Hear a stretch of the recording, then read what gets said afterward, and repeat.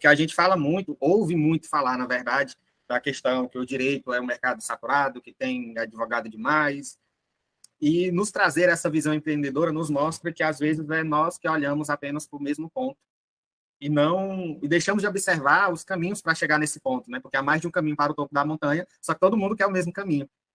Então, com essas evoluções das startups, bem mencionado, está crescendo muito a questão do direito digital, como vai ser essa normação, como vamos atuar. Então, na sua visão, como empreendedora, como mulher, como uma pessoa que vive e respira o empreendedorismo, como nós, como futuros operadores do direito, podemos embarcar nessa onda das startups e auxiliar na melhoria, não só da nossa carreira, mas também na melhoria do meio ambiente em que a gente vive.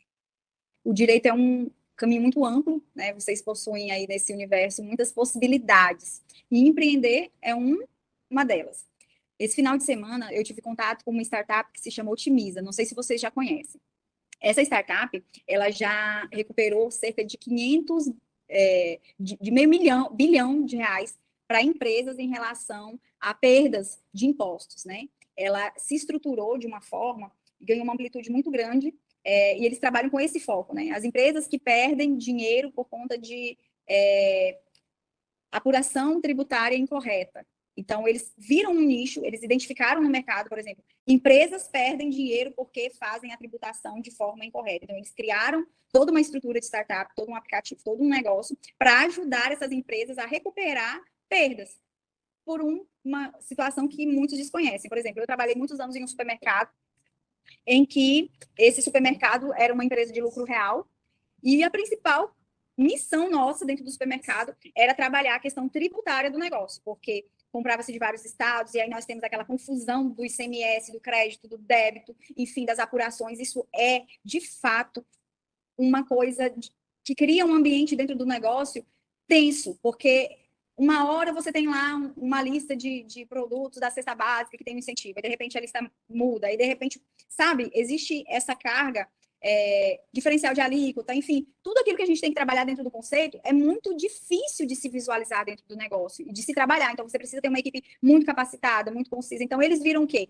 Dentro desse mercado, uma oportunidade. Então, o direito, o profissional do direito, ele precisa estar atento. Onde é que o cidadão, onde é que as pessoas têm as suas demandas, as suas dificuldades, para criar uma forma de estruturar negócios escaláveis? Foi o que a Otimiza fez. Então, eu vou trabalhar só nesse nicho e eu vou, cada dia, trabalhar várias empresas e vou me inserir lá dentro desses negócios, e hoje eles estão aí no Brasil inteiro trabalhando e com uma representatividade muito grande, que foi com base no levantamento de uma demanda, de uma solução. Então, nós, enquanto profissionais, independente da área, nós precisamos realmente enxergar quais são os problemas e como eu, dentro da minha área de atuação, posso resolvê-las. Eu posso ser mais um, eu posso ser aquele um que vai gerar a transformação do meu negócio, né? Existem muitos advogados, a gente sabe, né? E principalmente quando a gente vê o direito, a gente já pensa na questão do concurso público. Ah, eu vou para o concurso público, e aí a gente tem aquelas filas imensas, né? Eu não vou sair da minha fila, não saia. Se é o seu sonho, não saia. Mas existe um mundo de outras oportunidades. Dentro das várias esferas do direito, o que eu posso fazer para ser diferente, né? Lembrando que a gente é aquilo que a gente faz. Então, é você vislumbrar uma oportunidade e ter iniciativa para transformar. Foi o que aconteceu com a Utiliza. Eles viram uma situação, o cara lá, o advogado, ficou incomodado com aquela situação e ele foi em busca de uma construção, fez vários testes, até que ele chegou no modelo ideal do negócio dele e hoje está aí estabilizado. Eu gostaria de saber a maior dificuldade em si que o estado do Tocantins, ou a região do Tocantins trabalha e enfrenta na questão de empreender, entendeu? Porque, tipo assim, do meu ponto de vista, é inegável falar de ramos privados, né, de empreendedorismo e tudo mais, sem falar de tributos. E querendo ou não, eu faço a comparação entre o estado do Maranhão com o estado do Tocantins, que o estado do Tocantins em si é um estado que cobra bastante tributo, né, e as coisas são até um pouco mais caras comparadas aqui, porque eu sou de Posto Franco, mas aí eu estudo em Tocantinópolis, então a gente vê uma diferença, tipo, grande até em coisas pequenas. Então, gostaria de saber também se essa questão do imposto exagerado pode atrapalhar as empresas do Tocantins. Inclusive, é pauta de discussões nossas. Nós temos alguns municípios que estão nos limites aí com o Maranhão, por exemplo, que devido à diferença do ICM, que acarreta, por exemplo, o preço do combustível, né? Você está ali em Aguiarnópolis, você atravessa a ponte, o preço da gasolina é mais barato do que no Tocantins. Por quê? Por conta da carga tributária, que a gente sabe aí dessa diferença dos créditos e dos débitos de ICMS. Então, isso impede diretamente o crescimento das empresas, do ambiente de negócios. Lá, por exemplo, esses municípios limites aí, com cidades do Maranhão, como exemplo, eles sofrem porque muitas pessoas, muitas famílias vão fazer suas compras básicas de supermercado, por exemplo, nas cidades, por exemplo, ali, nós temos São Miguel, que dos grandes questionamentos é por que o mercado dentro do município não cresce? Porque as famílias vão embora comprar lá em Imperatriz, vão embora comprar lá em Estreito, enfim, diretamente impacta até o poder de compra, né? A gente tem visto aí o quanto o poder de compra, a inflação está diminuindo o poder de compra das pessoas e o quanto a qualidade de vida tem sido comprometida. E isso diretamente impacta o crescimento e a alavancagem das empresas. A grande carga tributária, ela impede que nós possamos consumir os produtos, né? Está diretamente ligado à receita das empresas. Então, é preciso ser visto. O Estado ele precisa se tornar mais competitivo. E aí vai do olhar do gestor, vai da estratégia do Estado, enfim. Né? No estado do Tocantins, por exemplo, também, nós temos a questão de que o microempreendedor individual, quando ele abre a empresa, ele é isento da inscrição estadual, certo? E o que acontece aqui na nossa região? Muitos fornecedores de outros estados não vendem para quem não tem inscrição estadual, mesmo o MEI sendo isento.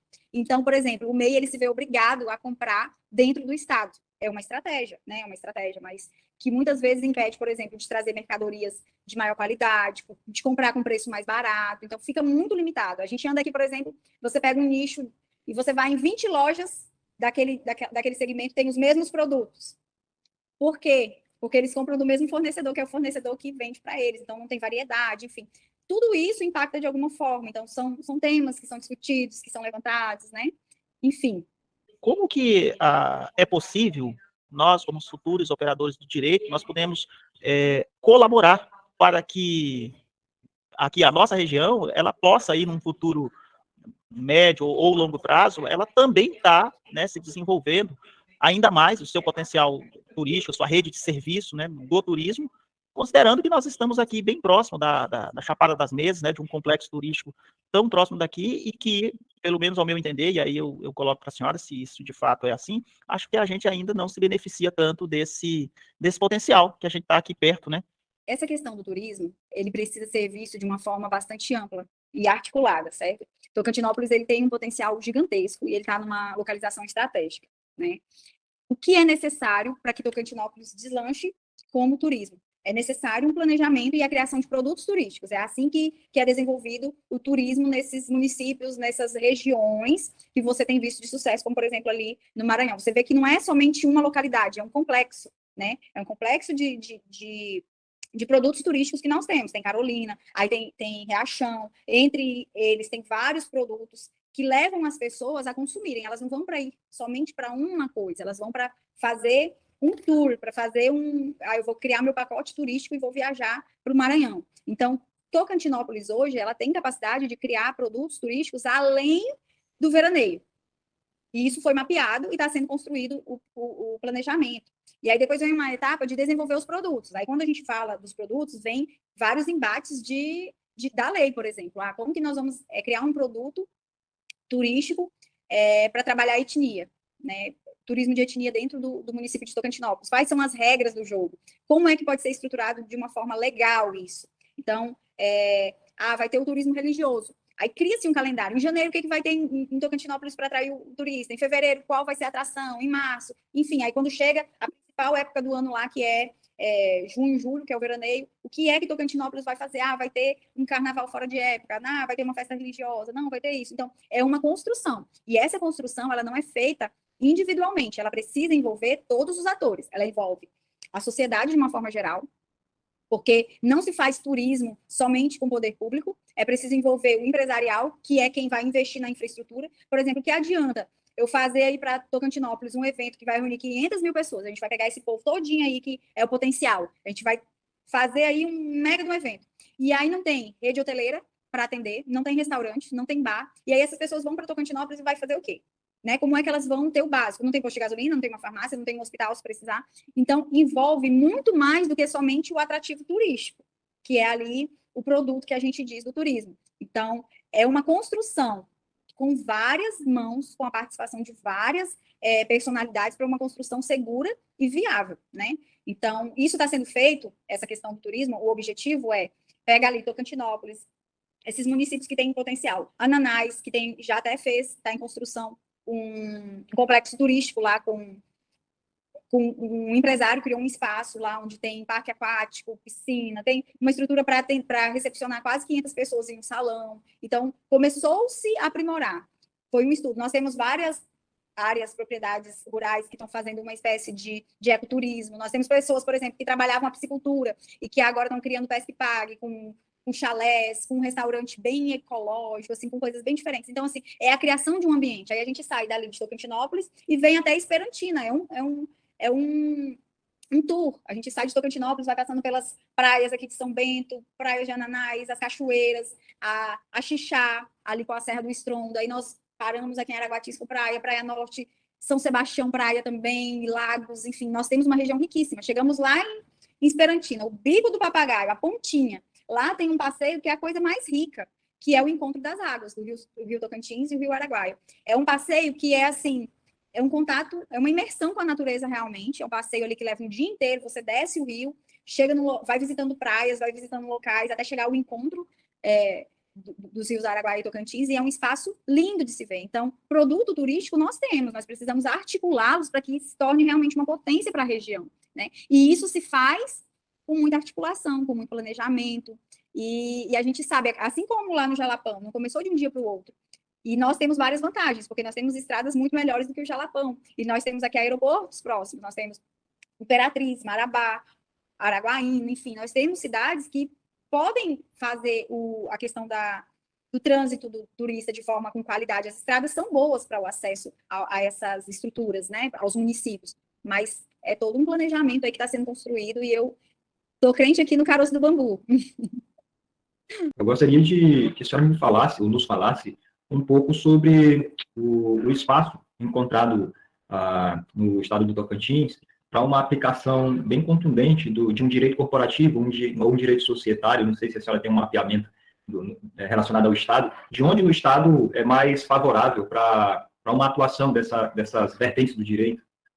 Hoje, por exemplo, nesse meu passeio pelos municípios, eu identifico grandes demandas da própria gestão, né? Os municípios, muitas vezes, eles desconhecem os aspectos legais, coisas simples como contratações, né? Como realizar contratações, como captar recursos para investimentos dentro do próprio município, como trazer recursos para o município é uma das limitações. Eles não sabem, dentro da lei, como se enquadrarem. Então, quando a gente implantou o Cidade Empreendedora, por exemplo, a principal demanda deles era a questão de compras públicas, como participar de licitações, como participar de projetos, como angariar fundos, essa questão legal mesmo, né, de se posicionar. Eu tenho o objetivo de criar um produto turístico ali naquela cachoeira, mas como é que eu faço a legalização disso? Como é que eu posso explorar? Enfim, sempre bate na questão da legislação, da lei, né? Do que a lei me permite, do que a lei não me permite. E aí, geralmente, quando não dá certo, é porque a lei não me permite, é porque... Enfim, e aí falta muitas vezes o conhecimento, né? Por que lá no Jalapão as propriedades próximas dos fervedouros, enfim, estão todas já estruturadas e explorando o turismo, né, de forma sustentável, claro. Porque eles conseguiram, porque na nossa região é mais difícil, enfim, quais são os caminhos a seguir dentro dos municípios? Basicamente, essa é a grande dificuldade, se esbarra na lei, se esbarra nos critérios que possibilitam ou impedem de se implantar uma estratégia para o município. Então, no Tocantins como um todo, observo que a questão da desburocratização, acredito que o direito, ele entra muito na questão de permitir, de criar um ambiente favorável para desburocratizar os processos, a questão tributária, principalmente, né, de se criar uma gestão tributária que permita uma gestão mais fácil dentro das empresas, porque hoje a forma como é dada a gestão tributária, ela não é só onerosa, ela é trabalhosa. As empresas, além de terem uma carga tributária grande, elas precisam estruturar uma equipe muito forte para trabalhar, e eu digo com propriedade, é difícil encontrar profissionais que trabalhem a gestão tributária dentro dos negócios. Eu lembro que quando eu estava lidando diretamente com negócios, Até para a questão da empresa do lucro real. Na região em que eu trabalhava, não tinham profissionais que trabalhassem toda essa questão legal do lucro real. Então, nós tivemos que contratar um consultor de São Paulo, que ele veio e foi trabalhar uma equipe para poder fazer e ensinar como apurar o lucro real dentro das empresas. E aí, a questão tributária se tornou tão forte, tão onerosa, tão trabalhosa, porque vem lá diversas regras, toda hora a lei muda, toda hora vem novas regras, e aí a empresa tem que estar mudando, se adaptando o tempo todo. Então, como o direito pode, né, contribuir para a criação de uma forma mais fácil de tributar? Como que o direito, assim, para mim, hoje, dentro do ambiente das empresas, é o principal gargalo. No Tocantins, por que o Estado não disponibiliza a inscrição estadual? O que falta? O que é necessário? Como que o direito pode contribuir para a criação desse ambiente, né? Legal. É o direito. O que o direito pode ensinar sobre a questão do próprio direito do consumidor dentro dos negócios, né? Hoje é o básico. Por exemplo, vocês como estudantes do direito, será que vocês não podem criar ambientes para ensinar tanto o empresário a aplicar o direito ao consumidor dentro do município, né? Vamos fazer uma sensibilização aqui, toda a turma, vamos convidar os empresários, vamos convidar a população para que conheçam seus direitos, para que, né, conheçam seus deveres, enfim, é a criação desse ambiente de conhecimento. Quais os conhecimentos que o direito possui que pode oportunizar para a sociedade, para que ela possa se estruturar de uma forma mais responsável, né, e mais atuante também, sem tanta burocracia, enfim. A minha dúvida é, existe alguma forma de financiamento privado desses investimentos, dessas ideias? Por exemplo, se eu sou um CPF, eu sou pessoa física, se eu tenho interesse em contribuir, em ser sócio investidor ou um anjo investidor de algum negócio, eu tenho como fazer isso ou não? Essa é a minha primeira dúvida. A segunda dúvida é quanto eu tenho uma intuição que eu quero que você me confirme. Esse programa da mulher aí, eu acho que você já me confirmou, mas eu quero ouvir com todas as letras da sua boca. Eu, Fabrício, tenho uma intuição que os principais microempreendedores do planeta e do sistema solar são mulheres. São mulheres. Por quê? Porque são elas que mais sofrem no ambiente familiar. O homem bebe, o homem enlouquece, o homem perde o emprego e vai para o bar, e vai para a rua e se separa, e a mulher se vê sozinha em casa com 10 filhos, com 20 filhos, e ela tem que se virar. É nesse momento que ela se torna uma empreendedora.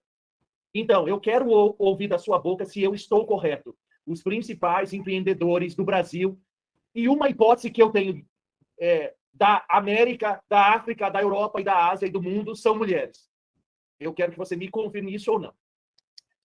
A terceira é, nesse seu percurso, passando por educação física, administração e Sebrae, eu quero que você dê dicas para nós de 3 obras sobre empreendedorismo que a gente pode, caso a gente tenha interesse a partir de hoje, se a gente quiser aprofundar, porque você falou em vários conceitos aí, intraempreendedorismo e vários outros. Então, se a gente tiver dúvida e quiser aprofundar, dá uma dica aí para nós de 3 obras que você considere básicas para a gente se aprofundar. Eu vou começar pela segunda pergunta, tá? Realmente, professor, a sua intuição está certíssima. Existem dados que comprovam que as mulheres, elas compõem o maior número, eu não estou agora com esses números, mas depois eu posso até confirmar e mandar para vocês, mas elas são a grande maioria das pessoas que empreendem por necessidade, visto todo o contexto em que elas estão inseridas, né? Tanto a mulher, depois que ela se torna mãe, por exemplo, a sua capacidade produtiva é considerada reduzida, embora seja uma construção, a própria lei já desenvolveu estratégias para fortalecer, para respaldar, para segurar e ter uma segurança para a mulher, mãe, ela ainda é muito atingida no mercado, porque depois que ela se torna mãe, em sua grande maioria, o seu poder diminui, seu poder de trabalho, né? Subentende-se que por ela ser mãe, porque culturalmente é ela quem cuida do lar, a sua capacidade produtiva diminui. Então, assim, é complexo falar, porque na prática a gente vivencia, a gente visualiza no mundo empresarial muito isso. A gente escuta, por exemplo, agora ganhou o bebê, vai voltar, a gente vai ter que organizar aqui, vamos demitir, porque não vai produzir a mesma coisa. A gente escuta e é triste escutar, principalmente quando a gente é mulher, a gente sabe, eu sou mãe, né?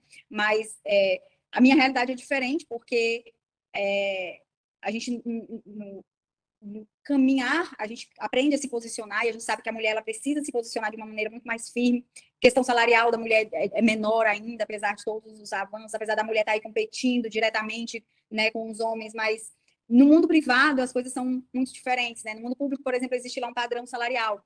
Mas aí, digamos lá, quantas mulheres conseguem atingir a gestão, níveis de cargos estratégicos, enfim, está mudando, é um caminho longo, mas que é ralado, né? Então, a mulher, em sua grande maioria, acaba assumindo para cuidar da família, para cuidar do filho, acaba se tornando lá, produzindo algum artesanato, algum alimento, vende uma roupa, uma peça, alguma coisa para poder melhorar a renda da família e sustentar. Enfim, a sua intuição, ela está realmente muito certa, né? Vou para a última primeiro, porque a primeira ela é bem mais ampla.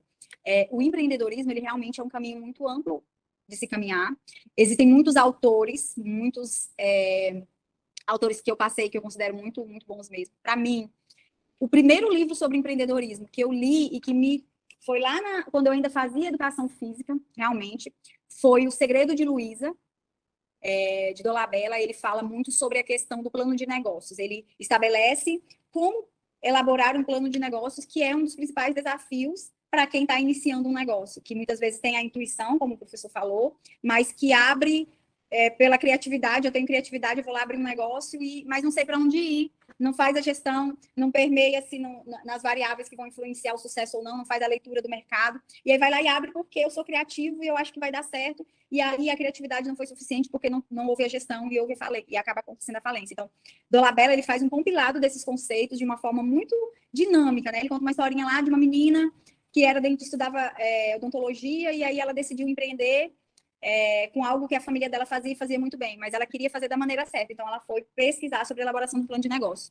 E aí, eu digo que é o livro de cabeceira de quem está pensando em empreender. Se eu vou empreender, eu preciso ler esse livro. Eu gosto muito também do livro A Meta, de Eliyahu Goldratt. Ele é um livro que trabalha muito a questão financeira do negócio, né? Para quem vai empreender, a gente sabe que a gestão financeira ela faz toda a diferença na vida de um empresário, porque através da gestão financeira você articula todas as outras áreas funcionais da empresa e se mantém de pé. Então você precisa saber o seu ponto de equilíbrio, você precisa saber a sua necessidade de capital de giro, você precisa compreender sobre as suas receitas, sobre o demonstrativo do seu resultado do exercício. E esse livro ele traz de uma forma bem didática esses conceitos. Você aprende eles brincando ali, sabe? Você lê, é uma leitura muito, muito agradável mesmo. E eu gosto muito das leituras que falam sobre empreendedorismo de Pandolfi. Eu gosto muito de ler os artigos dele, as publicações, porque eu acho que ele tem uma crítica muito interessante sobre o empreendedorismo. Ele traz uma reflexão dos conflitos que o empreendedorismo tem trazido para a sociedade, né?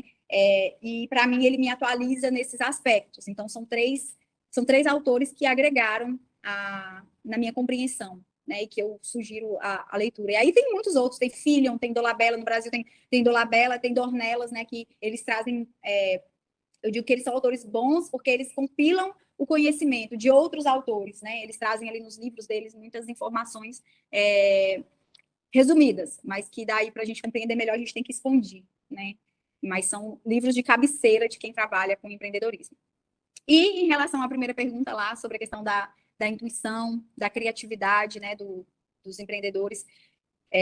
De fato, viu, professor, a sua visão, essa visão, o brasileiro, ele é muito criativo, ele vê oportunidades onde ninguém imagina. A gente vê aí por onde a gente passa, negócios, a gente fala assim, até o marketing, né, das empresas hoje em dia, assim, uma empresa começou e do nada o empresário soube utilizar uma música do momento, o meme do momento, e ele conseguiu ali vender bastante, impactar no resultado das vendas dos negócios, né? Mas a criatividade por si só, ela não sustenta um negócio, né? É preciso a gente inserir no contexto empresarial a questão da gestão para que os negócios se tornem sustentáveis, e essa é uma das principais missões que nós temos, realmente levar a sensibilização dos empresários de que eles precisam o tempo todo se capacitar, porque lidar com empresa é lidar com o mercado. E o mercado, a gente diz que ele é hoje transnacional, e ele exige cada vez mais a inserção e a aplicação de conhecimentos práticos, úteis para que eles possam se desenvolver. Então, são conhecimentos que permeiam o direito, a contabilidade, a administração, a psicanálise, a psicologia, enfim, as empresas, elas são um universo que quanto mais conhecimento você consegue executar, eu digo no sentido assim, o sentido do conhecimento, a ação, da prática, realmente. Eu aprendi, eu coloquei em prática, porque isso faz toda a diferença nos negócios. Então, é importante que haja a construção desse ambiente de constante aprendizagem dentro das empresas, dentro dos municípios, dentro da gestão pública, enfim. E a multidisciplinariedade, né? Que vai construir a consolidação de ações realmente assertivas que levam ao sucesso dos negócios.